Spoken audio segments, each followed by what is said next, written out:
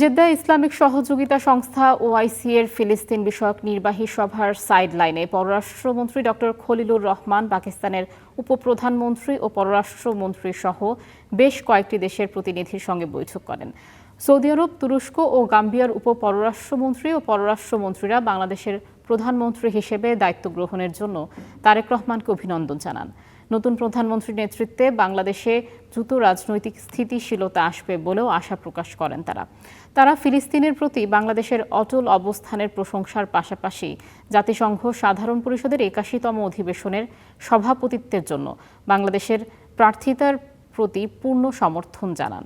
বৈঠকগুলোতে প্রধানমন্ত্রীর পররাষ্ট্র বিষয়ক উপদেষ্টা হুমায়ুন কবির, পররাষ্ট্র মন্ত্রণালয়ের সচিব রাষ্ট্রদূত মোল্লা ফরহাদ হোসেন এবং ওআইসিতে বাংলাদেশের স্থায়ী প্রতিনিধি এম জে এইচ জাবেদ উপস্থিত ছিলেন।